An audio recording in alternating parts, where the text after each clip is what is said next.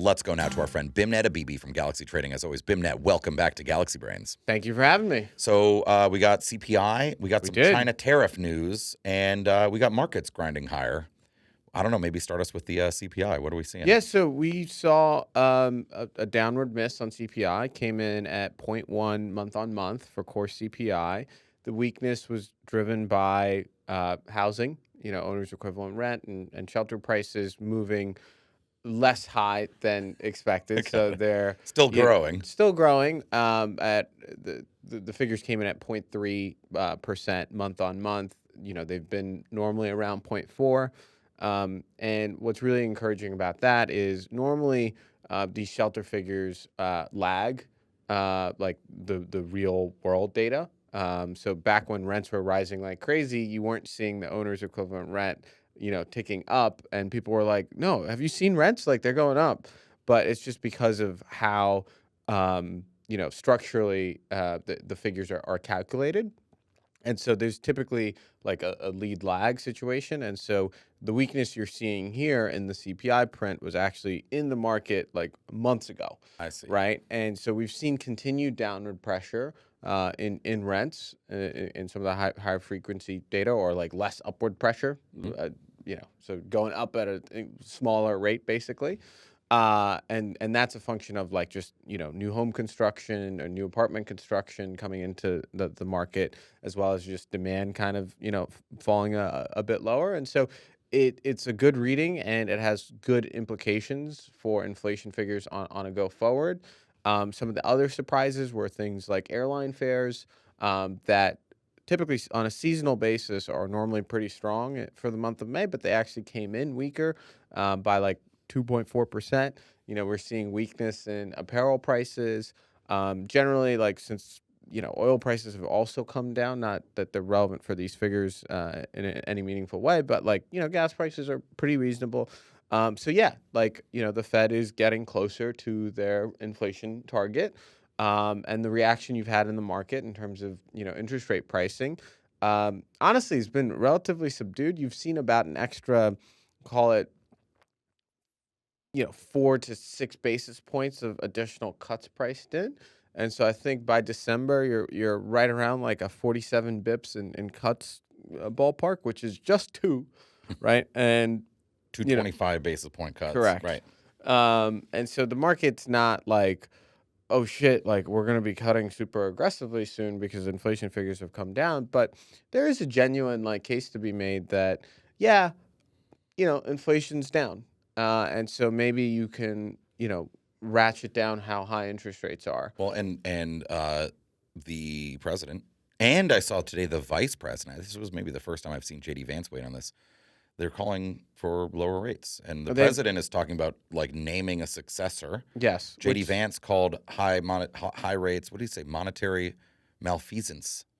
He said was the quote. Yeah, today. I'd like to see both of their economics degrees, but but the fact remains, right? Political pressure for lower rates is also mounting. Political pressure is mounting, and what's significant about the fact that Trump is thinking about a new Fed candidate is because Jay Powell is out next spring, May 2026. Okay, so there's a long ways away, and normally like you want the current Fed chairman to stay credible, right, and like of course the whole basically U.S. economy and financial markets and monetary systems are built upon confidence in the government to do the right things and the central bankers to respond accordingly. And so, I'm not necessarily a big fan of undermining like an existing Fed chair, but the points are valid. Right. Right. And they may be able to cut. Maybe they lower. could. If they cut 50 basis points tomorrow, it wouldn't be a shock. It would be a shock relative to market pricing, but could they justify it? Right. And people be like, "You're not crazy for doing it." Yes. Yeah. And my personal thesis is you're probably going to see a slowdown in the economic data. Call it mid-July, August area. I think a couple of things driving that is weakness in the housing market. There's a ton of homes up for sale. I think the consumer, particularly on the lower end of the income spectrum, is struggling pretty meaningfully. You've had the student loan repayments start as well. That Yep. impacts call it 11 to 18 million U.S. Folks. And so, and you just anecdotally from, what you're getting in terms of corporate feedback on earnings reports, like Family Dollar was highlighting the fact that they're getting a lot of 100K plus income people. Like Lululemon had one of its worst down days in history a couple weeks ago, like down 20+% because people aren't buying yoga pants that are absurd.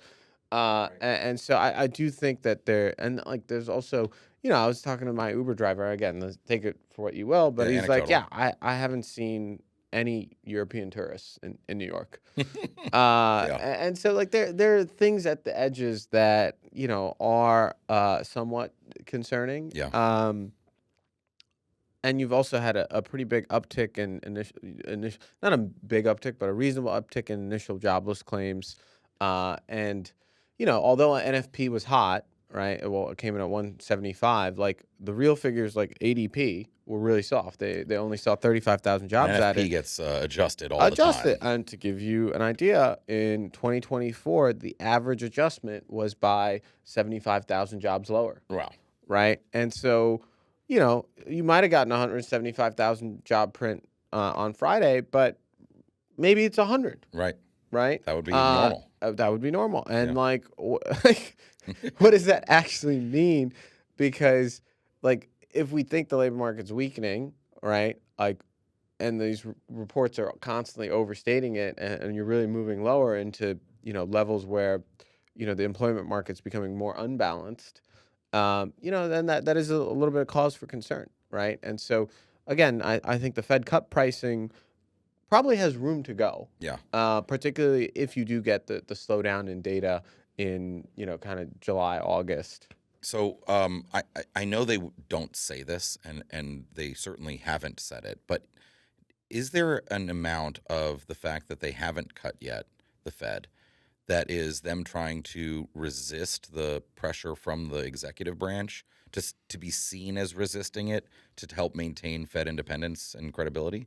Because if you have attacking Jay Powell is practically one of Trump's national pastimes. I mean, he did it the whole first administration also, right? And so, like, to have these overt attacks on the Fed's monetary policy in the press and then cut, would it maybe be seen as capitulating to political pressure? And is there I a don't sense know. as a Fed I watcher? don't think that Powell cares about his political perception. But he might care about the Feds, right? But he does care about the Yeah. Feds, and so every statement he's given like a response that's the fewest words possible and has focused strictly on the data.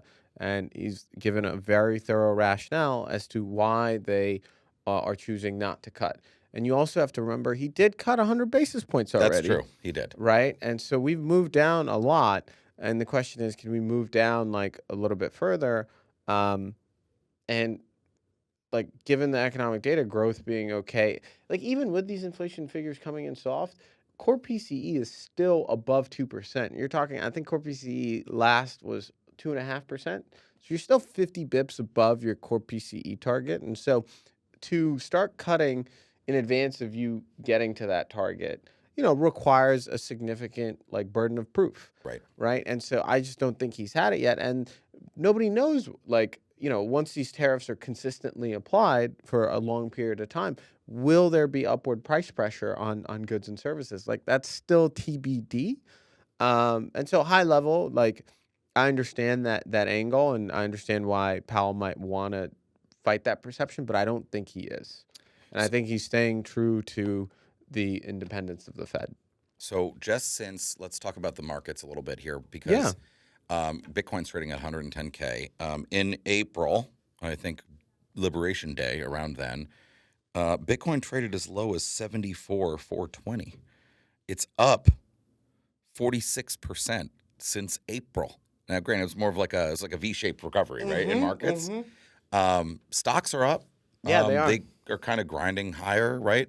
And we may have this deal on the U.S. and China tariffs. May still be big tariffs, but I feel like the uncertainty, if it is a deal between the U.S. and China, should also be supportive for markets, right? I mean, where do we What do you Yeah, no, I feel? mean, I think there's a lot of optimism baked into a China deal already. So, like, Right. I think the upside on good tariff news is kind of limited. Diminished now? Yeah. Yeah, what you've seen happen though, since the bottom of the market is, everybody took their positioning down to like the bottom decile percentile, Yeah. right? And then we started to bounce. But retail probably bought this Retail, dip. retail So they bought loved this dip. loved it, right? And so essentially, what you had happen since the dip is those guys like that were short or under positioned as the market started to go up, they felt the need to chase. They start chasing a little bit. Vol moves lower. That brings in CT systematic buyers as vol moves lower. The market goes up. Folks that are underweight and short feel the need to buy more. They buy more, vol goes lower, systematic types go up, and then the corporate buybacks and earnings are okay. And so you've had this like, snowball effect. And it's a very interesting concept because, as stock market starts to do a bit better, people start feeling better and think that things are good. And Maybe so they they feel spend more more. comfortable Yeah. spending and buying more stocks. And so it's really this concept of reflexivity, which I It's think like a virtuous cycle. virtuous cycle. And Yeah. George Soros has done a lot of work on it, and he's probably the main markets person that gets credit for it. But it is that in effect. But what folks have to keep in mind is reflexivity works in both directions, right? And so if you do have something that causes a bit of a turn, right, it starts to turn the other way. Okay, spot goes lower, people start feeling worse, so they take their positions down. Vol goes higher, folks are caused to de-risk, right? Yep. And so the cycle works in both directions, and you've had the upward kind of move, and now you're getting to the point where most reasonable estimates for where the S&P is going to end up on the year are only marginally higher than here. Like I think street-wide expectations are call it anywhere from like 6,100 to like 6,400, and we're at like 60-50 or 60-60 right now, Yep. right? And so like you're not talking about a huge rally. You're talking about sub 10% rally as kind of the most optimistic kind of streetwide expectation. So, from a risk reward perspective, like you're kind of, it's not a great place to kind of be long. But again, if you're forced to be invested, like, it's probably reasonably safe. And I mean, I'm looking at the S&P here right now. I mean, we're just a hair away from all-time highs, right? I mean, we're a couple percent maybe. Yeah. Which markets just want to go higher. I mean, there aren't that many good places to invest your money, right? Yeah, Outside of the United States. but again, like I think folks in the U.S. are like so obsessed with the S&P level. Yeah. Like think about the S&P in euro terms this year. Euro on this CPI print is approaching 115. Wow. Right, And we got down to like 104 or 103. Wow, I see. Yeah, I so see. like on a FX adjusted basis, right? Like stocks are 10% worse. Like even if the S&P is unchanged in dollar terms, Good point. right? Like the world is saying we don't want dollars right now. And that's for various reasons. But there's a big structural de-dollarization that is seemingly happening. And most of the FX guys that I talk to, they're like, Europeans are going to come back from vacation and they're going to be like, oh shit, I'm still super over allocated to dollars. And you're going to see a ton of dollar selling pressure. Interesting. Maybe you'll get the stablecoin bill by then too, and we can. No, maybe new distribution lines for dollars. But again, like stables are, you have to stay credible, right? And so like, it's still the U.S. dollar. Yeah, but there's Euro C. That's what I'm saying. Though, there are going to be other stables, and so like, people are going to put money to work where they feel like it's safest, and by safest, I mean you get the most amount of purchasing power protection. That's right. Right. And so we still have to fight that battle. And at the end, last I checked, like we're still printing $2.5 trillion deficits. Yep. And we're not doing anything about it. And to be honest, like maybe this doesn't actually affect us in the next like 3.5 years. It might not. Right. But like chickens will come home to roost. Somebody will have to pay for this. And whether that's, future generations that are going to have to get taxed like crazy, or whether it's corporations that are going to have a super high tax rate, or if it's the consumer that's going to have to deal with hyperinflation, right? Somebody's going to have to pay for that, right? And ultimately, like people need to have the political courage to spend less money, and I don't see that happening. And so I think ultimately what's going to cause a change in the narrative is the market's going to force it. Yep. Right. And, the longer we wait in terms of doing anything meaningful, the more painful it gets. Right. It's really that easy. And you're seeing it in the market right now. I mean, just take a look at silver, right? Silver had a breakout. So did platinum, I saw. Platinum, palladium. Yeah. Like fucking these random shit metals. Not shit metals. I don't But mind the metals. non-golds. Non-golds. Yeah. They're breaking out. Like, do you have any idea how much silver there is in the world? Is it and like how there's a lot. Yeah. And you can like mine a lot more silver. Yeah. But people are putting serious money behind it because they're like, I want to protect my purchasing power. And I think, not to go into the doomer scenario that, Ray Dalio has been painting on the tape recently, but there is like more and more like the idea of self-custody, sovereignty over your assets, and just, not necessarily being as linked to the system. I think that theme is going to become more pervasive because, as Novo said it, and, a bunch of other people have said it, like, we're in a bear market in trust. Yep. And, equities might be going up, but that could just be because we're in a bear market in trust. Dollars could be going down, too. So. Yeah. And so, it's very interesting. We'll see how it plays out. But, yeah, like, the market's going up right now, and it probably is going to go a bit higher. But I do think that Bitcoin is kind of well-positioned in a lot of scenarios. There you go. Beimnet Abebe from Galaxy Trading. As always, thank you so much. Thank you.